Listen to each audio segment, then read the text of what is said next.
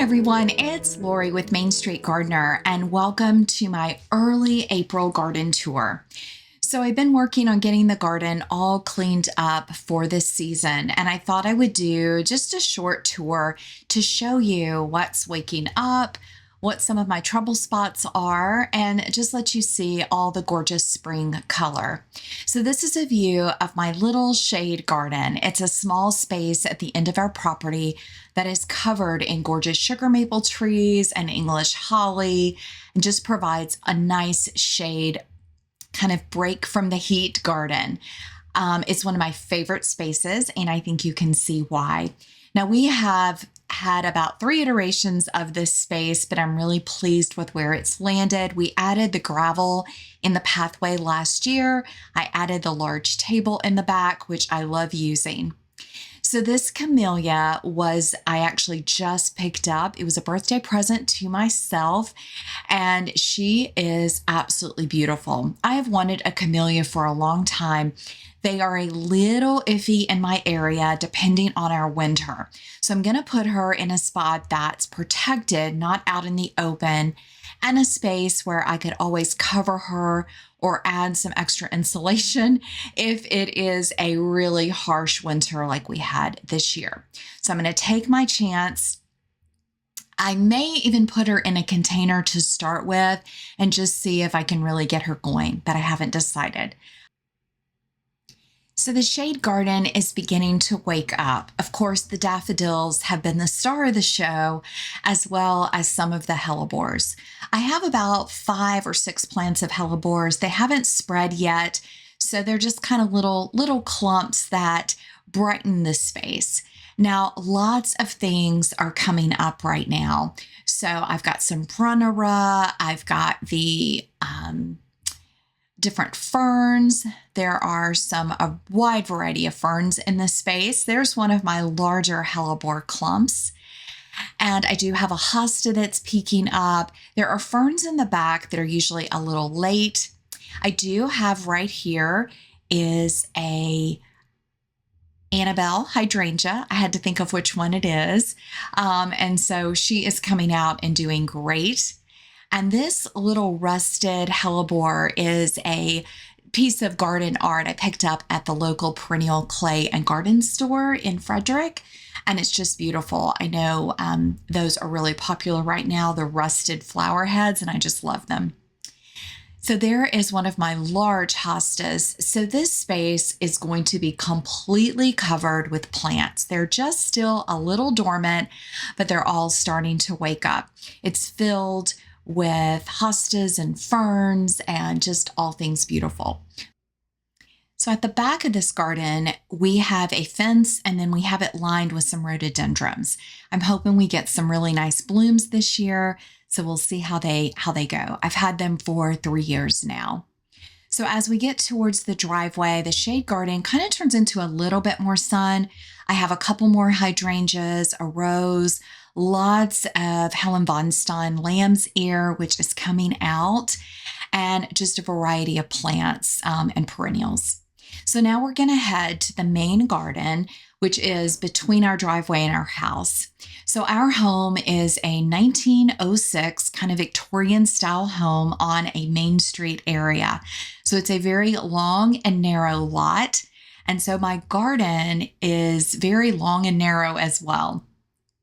So as you come down the main border, you open up to this archway, and I have growing on one side a kind of honeysuckle vine, and on this side I've struggled. So you can see little bits of a rose. I actually moved the rose, but some of it remained, and then there's a clematis vine, and I'm hoping this year that one of the two will take off. We'll see. The clematis has already got some buds, and I think it's going to be beautiful. I'm not sure why this side has struggled. I think the soil and maybe had some water issues in the beginning, but I think we've resolved those. So as you come down, our garden has 4 quadrants. Now, this quadrant is the magnolia bed, and then there's a sister bed right across from it. So this is the magnolia tree, the Mary Jane, and she has been stunning this year. Last year, we missed her blooms due to a cold snap, so I was really excited to see her. So this bed is brand new. It used to be filled with raised beds, and I decided to stop kind of doing raised beds and just grow in the garden. So there's a video where I transplanted some large roses, and they are doing great.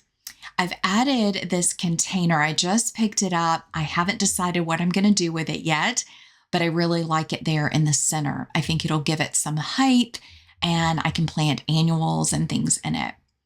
So this is, I believe, the rolled doll rose, and it's coming out really nice. I think the transplant so far looks good, and I'm excited to have it in this space. I think it's going to be absolutely stunning. And then as you come along in this border, I moved the Emily Bronte rose.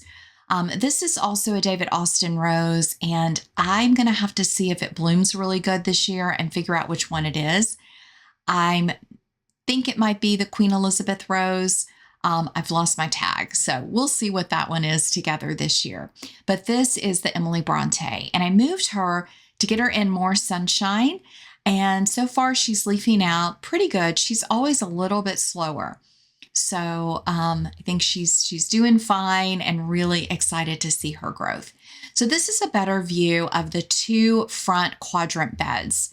So again, the one on the left is the one with the magnolia, and the one on the right is a little bit smaller. It backs up to my neighbor's property, and you'll see some things in their yard. They're doing some construction right now. But this bed is a fun border that was just new last year, and it is filled to the brim with fun things. So right now you can see the lambs is coming out, but the one right there at the bottom right has really struggled. I've cut it back. I may have to actually divide it. I'm just going to give it a little bit more time. But I have perennial grasses. I have a huge beautiful rose of Sharon. There's a climbing rose on the trellis in the back. There's a 9 bark as a background, sunshine ligustrum plants, and some sweet spire shrubs that are just budding out. So this area is just filled. You can see the rose of Sharon has got some greenness on it. I can't wait for it to leaf out. This is the white one, and then I do have a blue chiffon in the garden as well. I love those plants. This is the sweet spire. You can see it's just starting to come out, and I have 2 of those. So this bed is a mix of some shrubs, perennials. I have a couple roses, and I have a pink cascade buddleia, and I hope it comes out from the winter. They're so slow that you often get a little worried.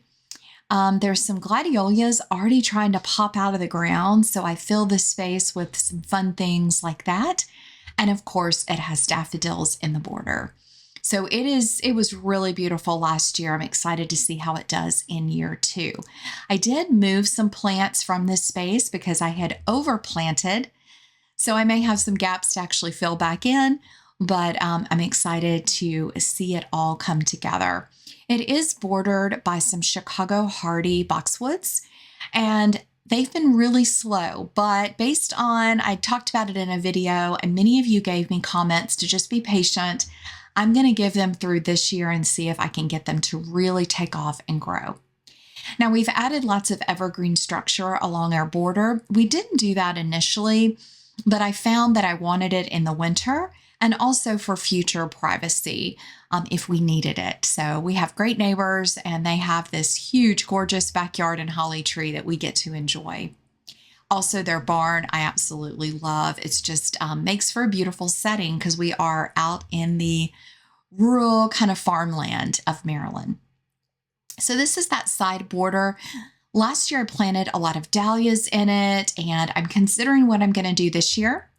This arbor has a clematis and a honeysuckle vine. So the clematis blooms really early, and so I added this honeysuckle vine, and it is taking off this spring.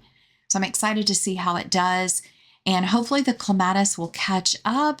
I added the honeysuckle because they just do so great in my area. I've had my clematis do well, but they haven't just like taken off robustly. And I wanted these tutors to be covered. So now we have the other two grids of the garden, and these are what I call my crabapple beds. So there's one on the left and one on the right. They're sisters, but not twin sisters. So I keep the same plants in them, but one is sized a little bit differently. And so I have to move plants around, but they at least coordinate with each other. So they're filled with hydrangeas. You can see them here, grasses, alliums, mix of some boxwoods and some, just a variety of plants. I'm trying to think of everything that comes up. This space has become a shade garden due to the crabapples growing so fast. So about 2 years ago, I did change it out. You can see these crabapple blooms are getting ready to pop. We are expecting a cold snap, so I hope that they make it. I would love to see a gorgeous pink show this year. So these beds are absolutely packed full. I've added hostas. I'm continuing to convert it more to a shade space. It also has peonies. So I will do a late April garden tour when everything is leafed out and the peonies and some of the other early spring blooming plants are just in their prime. I've got lots of alliums as well, but everything's leafing out. I can't tell of anything that I've really lost. So it's all coming together, and that's our patio below. So this is another Rose of Sharon that I have. I think this one is the blue chiffon, and again, another view of the crabapple beds. And at the base of those is our patio. Now, I'm not going to show you the patio today. I do fill it with containers, and I have a new raised bed box that will be full of annuals, but it's just all getting started. So as you come down the driveway, these arborvitaes flank our patio. So it does provide us some gorgeous privacy and evergreen interest, and I'm so glad we planted those. They've been just doing fantastic. So this bed is full of Odoozie spireas. So those are the spireas that get beautiful pink blooms on them, lots of heuchera, and this space just really fills in full. And then this is the terrace garden bed. This backs up to that little house is an original summer kitchen. It's a complete stone little house that we use actually as a health kind of sauna space. So this gorgeous climbing rose, I talked about it in another video, was transplanted, and I'm so excited that it's doing so great.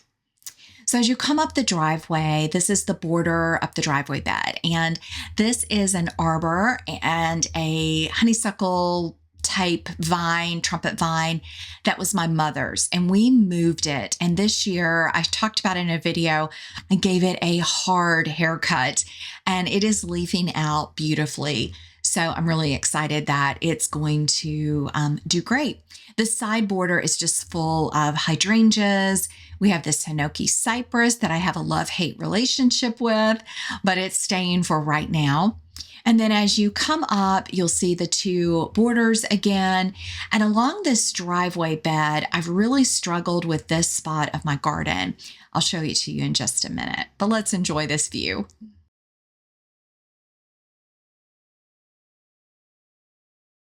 So as you come down, you'll see I planted some gorgeous Japanese hollies, but this winter, I don't know if something was living in them. It looks like it. It could have been a bunny. We have a very large bunny that lives maybe there and in my neighbor's barn, but they just did not do well. And it was their second season. I have some Neandinas.